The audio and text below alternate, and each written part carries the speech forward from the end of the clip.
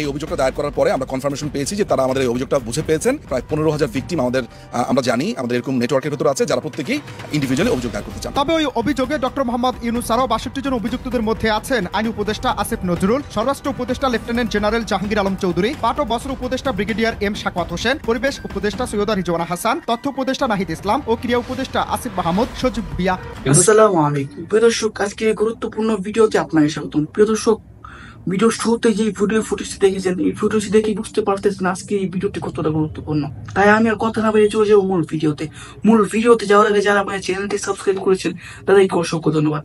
আর যারা এখনো আমার চ্যানেলটি সাবস্ক্রাইব করেন তারা সাবস্ক্রাইব করে ফেলুন এরকম ধরনের সকল আপডেট গুলো সবার আগে পেতে। চলুন আমরা সেই ভিডিও ফুটেজগুলো দেখে আসি। প্রধান উপদেষ্টা ডক্টর মোহাম্মদ ইউনূস সহ 62 জনের বিরুদ্ধে আন্তর্জাতিক আদালতে অভিযোগ দায়ের করা হয়েছে। নেদারল্যান্ডের হেগে অবস্থিত আন্তর্জাতিক আদালতে এই অভিযোগ দায়ের করা হয়।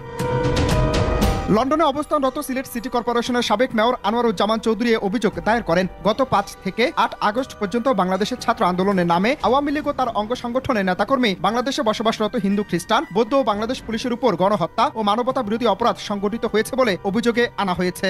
আমরা যেটা করেছি সেটা হচ্ছে যে চিফ প্রসিকিউটরের যেটা একটা নির্দেশনা আছে যে কোনো জায়গাতে যদি এই ধরনের অপরাধ সংগঠিত হয়, যেটা বাংলাদেশে হয়েছে, আপনারা জানেন যে গণহত্যা এবং মানবতা বিরোধী অপরাধ, সেইটার এই ধরনের কোনো অপরাধ সংগঠিত হতে থাকলে এটা একটা দায়িত্ব হচ্ছে বা তারা জানতে চান, সেটা ইনফরমেশনগুলো জানতে চান। ফলে আমরা এখানে আমাদের যে ভিকটিম আছেন সিলেটের মেয়র আনোয়ারুজ্জামান চৌধুরী, তিনি বাংলাদেশে গণহত্যা এবং মানবতা বিরোধী অপরাধ হয়েছে এই মর্মে এভিডেন্স সহ এবং পুরো বিবৃতি সহ তিনি নিজে একজন ভিকটিম, সেটা অভিযোগটা এনেছেন।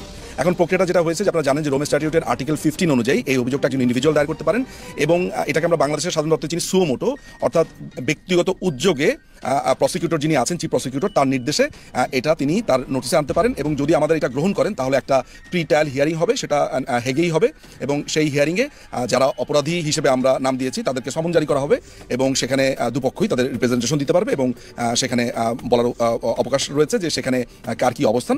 এটা হচ্ছে প্রসিডিউর। সোফার আমরা এই অভিযোগটা দায়ের করার পরে আমরা কনফার্মেশন পেয়েছি যে তারা আমাদের এই অভিযোগটা বুঝে পেয়েছেন এবং আমাদের যে সমস্ত এভিডেন্সগুলো আছে আমরা দিয়েছি সেগুলো পেয়েছে এবং অলরেডি ইতিমধ্যে বলা হয়েছে যে এটা আসলে যাত্রা। আমরা চিন্তা করছি প্রায় 15,000 ভিকটিম আমরা জানি আমাদের এরকম নেটওয়ার্কের ভেতর আছে যারা প্রত্যেকেই ইন্ডিভিজুয়ালি অভিযোগ দায়ের করতে চান। তবে ওই অভিযোগে ডক্টর মোহাম্মদ ইউনূস ছাড়াও 62 জন অভিযুক্তদের মধ্যে আছেন আইন উপদেষ্টা আসিফ নজরুল, স্বরাষ্ট্র উপদেষ্টা লেফটেন্যান্ট জেনারেল জাহাঙ্গীর আলম চৌধুরী, পাট ও বস্ত্র উপদেষ্টা ব্রিগেডিয়ার এম শাকওয়াত হোসেন, পরিবেশ উপদেষ্টা সৈয়দা রিজওয়ানা হাসান, তথ্য উপদেষ্টা নাহিদ ইসলাম ও ক্রীড়া উপদেষ্টা আসিফ মাহমুদ সজীব ভুইয়া। এছাড়া বৈষম্য বিরোধী ছাত্র আন্দোলনের সমন্বয়ক হাসনাত আব্দুল্লাহ, সাজিস আলম, আব্দুল হান্নান, হাসিব আল ইসলাম এবং আবু বকর মজুমদারকে অভিযুক্ত করা হয়েছে। এই অভিযোগে প্রায় 800 পৃষ্ঠার তথ্য নথিপত্র প্রমাণস্বরূপ যুক্ত করা হয়। ডক্টর মোহাম্মদ ইউনূস সহ 62 জনের বিরুদ্ধে যারা মানবতা লঙ্ঘনকারী, মানবতা বিরোধী কাজের সাথে জড়িত বাংলাদেশে, এবং বিশেষ করে আমি একজন ভিকটিম, আমার বাড়িঘর জ্বালিয়ে দেওয়া হয়েছে এবং আমি নির্বাচিত মেয়র, আমাকে সেখান থেকে তারা জোর করে সরিয়ে দিয়েছে এবং আমি সহ বাংলাদেশের হাজার হাজার আমাদের নেতাকর্মীর উপর তারা আক্রমণ করেছে, নির্যাতন করেছে।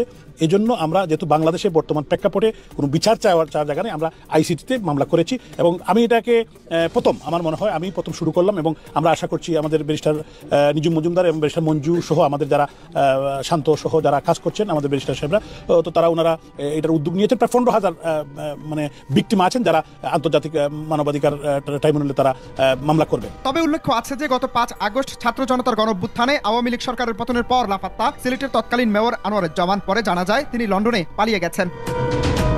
তবে সারা দেশে ছাত্র জনতার গণঅভ্যুত্থানে ক্ষমতাচ্যুত হয়ে দেশ ছেড়ে পালিয়ে যাওয়া আওয়ামী লীগ সরকারের পক্ষ থেকে এমন অভিযোগে নানান মহলে হাজার প্রশ্ন। দর্শক, যা আশঙ্কা করছিলাম তাই ঘটতে যাচ্ছে। মিয়ানমারের রাখাইনে মানবিক সহায়তা পাঠানোর নামে জাতিসংঘ এবং যুক্তরাষ্ট্রের দাবি অনুযায়ী যুক্তরাষ্ট্রকে করিডোর দিতে যাচ্ছে সরকার। আমরা এতদিন আমাদের সন্দেহের কথা, আশঙ্কার কথা জানাচ্ছিলাম, আমরা দাবি তুলছিলাম যে আমাদের সামনে খোলাসা করা হোক আসলে সরকার কি করতে যাচ্ছে। খোলাসা ঠিকই করেছে, কিন্তু খানিকটা, সব কিছু নয়। যে গোপন শর্তের কথা বলা হচ্ছে তা কেন ডিসক্লোজ করা হচ্ছে না? পররাষ্ট্র উপদেষ্টা তৌহিদ হোসেন রোববার সাংবাদিকদের প্রশ্নের জবাবে তিনি নিজের মুখে বলেছেন কি হতে যাচ্ছে। তিনি বলছেন যে রাখাইনে মানবিক সহায়তা পাঠানোর জন্য বাংলাদেশের মধ্য দিয়ে মানবিক করিডোর তৈরি করতে চায় জাতিসংঘ। এ বিষয়ে শর্ত সাপেক্ষে নীতিগতভাবে সম্মত আছে অন্তর্বর্তী সরকার। তিনি বলছেন জাতিসংঘের প্রস্তাব অনুযায়ী রাখাইনে মানবিক করিডোর দেওয়ার বিষয়ে বাংলাদেশ নীতিগতভাবে সম্মত। বাংলাদেশ নয়, এখানে বলতে হবে বাংলাদেশ সরকার, ইন্টারিম গভর্নমেন্ট। এটি মানবিক প্যাসেজ হবে, পররাষ্ট্র উপদেষ্টা বলছেন, কিন্তু আমাদের কিছু শর্তাবলী আছে। আমি এর বিস্তারিতে যাচ্ছি না। যদি শর্তাবলী পালিত হয় তবে অবশ্যই আমরা সহায়তা করবে। শর্তাবলী যদি পালিত হয় তাহলে সরকার এই চুক্তি করবে। কিন্তু কি সেই শর্ত, কেন জাতিকে গোপনীয়তার মধ্যে রেখে, জাতিকে অন্ধকারে রেখে গোপনীয়তার সঙ্গে এই চুক্তি করা হতে যাচ্ছে? এবং যেহেতু এই শর্তগুলোর গোপন রাখা হচ্ছে, মানুষের মধ্যে তো নানান ধরনের প্রশ্ন উঠতে পারে। যদি কেউ প্রশ্ন তোলেন, এর আগে আমি বলেছিলাম যে এই চুক্তি করা হবে, করিডোর দেওয়া হবে ডক্টর মোহাম্মদ ইউনূস সরকার টিকে থাকার জন্য। যদি সেই প্রশ্ন সবাই করেন, ডক্টর ইউনূস সরকারের মেয়াদ দীর্ঘস্থায়ী করতে এবং সব ধরনের সাপোর্ট যুক্তরাষ্ট্রের কাছে পাওয়ার জন্য এই ঝুঁকিপূর্ণ, ভয়ঙ্কর ঝুঁকিপূর্ণ যে পথে বাংলাদেশ যাচ্ছে, তা আমাদের জন্য কতটা বিপদ ডেকে নিয়ে আসবে। মানবিক সহায়তা কাদেরকে পাঠানো হবে? যে মানবিক সহায়তার জন্য করিডোর চাওয়া হচ্ছে মিয়ানমারের যুদ্ধরত সশস্ত্র গোষ্ঠী আরাকান আর্মির জন্য, নাকি সেখানে যে রোহিঙ্গারা মার খাচ্ছেন, অমানবিক অবস্থা আছে তাদের জন্য? সেখানে রোহিঙ্গারা তো এখনও মার খাচ্ছেন, নির্যাতিত হচ্ছেন। রোহিঙ্গাদের হাতে মার খেয়ে নির্যাতিত হয়ে গত কয়েকদিনেও তত হাজার হাজার রোহিঙ্গা বাংলাদেশে প্রবেশ করেছে। এটি স্পষ্ট যে সেখানে মানবিক সহায়তা নয়, মানবিক সহায়তার নামে সেখানে যুদ্ধাস্ত্র পাঠানো হবে, গোলা বারুদ পাঠানো হবে, এটি স্পষ্ট। জাতিসংঘ মহাসচিব কেন এসেছিলেন? মার্কিন হাই প্রোফাইল টিমে যুক্তরাষ্ট্রের 2 উপসহকারী পররাষ্ট্রমন্ত্রী কেন এলেন? আপনাদের সামনে অনেকবার কথা বলেছি, আমাদের সন্দেহের কথা, আমাদের আশঙ্কার কথা বলেছি, এবং সেটি আস্তে আস্তে ওপেন হচ্ছে। যুক্তরাষ্ট্রের টার্গেট কি? কেন এই করিডোর চাই? জানিয়েছে আপনাদেরকে। তারা বার্মা অ্যাক্ট বাস্তবায়ন করতে চায়। সে দেশের সেনাবাহিনীকে যে $128 বিলিয়ন বাজেট দিল 2022 সালে, তার মধ্যে মিয়ানমারের সামরিক জান্তার বিরুদ্ধে যুদ্ধ করে মিয়ানমারের নিয়ন্ত্রণ পুরোটা নিয়ে সেখানে চীনের আধিপত্য ঠেকাতে চায়, এবং সেই কারণে আরাকান আর্মিকে তারা যুদ্ধাস্ত্র দিতে চায়। পররাষ্ট্র উপদেষ্টা আরও যা বলছেন, তিনি বলছেন মিয়ানমারের অভ্যন্তরীণ সংঘাত আমাদের স্বার্থের সঙ্গে সংশ্লিষ্ট, কারণ মিয়ানমারের একটি বিরাট জনগোষ্ঠী আমাদের দেশে আশ্রয় নিয়ে আছে এবং আমরা তাদের ফেরত পাঠাতে চাই। ফেরত পাঠানোর ক্ষেত্রে আমাদের যা কিছু করার প্রয়োজন সেটি আমাদের করতে হবে। আচ্ছা, কি করবে?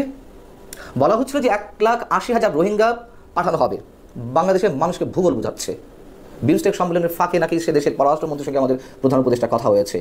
এত বছর চেষ্টা করে একজন রোহিঙ্গাকে পাঠানো হলো না। আবারও সেই কথা বলছি, হঠাৎ করে 1,80,000 রোহিঙ্গা নিয়ে নেবে আর তাদের মাধ্যমে যাবে।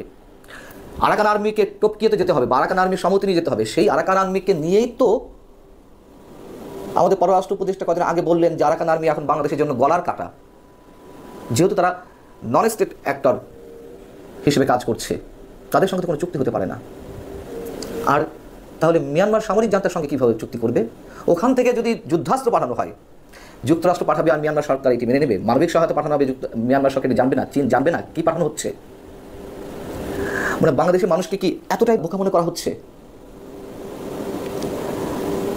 এবং এটাও সত্য কথা, এই যে করিডোর দেওয়া হবে যুদ্ধাস্ত্র পাঠানোর নামে, কিছু রোহিঙ্গা হয়তো আরাকান আর্মির নামে পাঠানো হবে, মানে মাধ্যমে, এবং বাংলাদেশের মানুষকে দেখানো হবে এই দেখো আমরা পাঠাচ্ছি, অন্য কেউ পারেনি, আমরা পারলাম।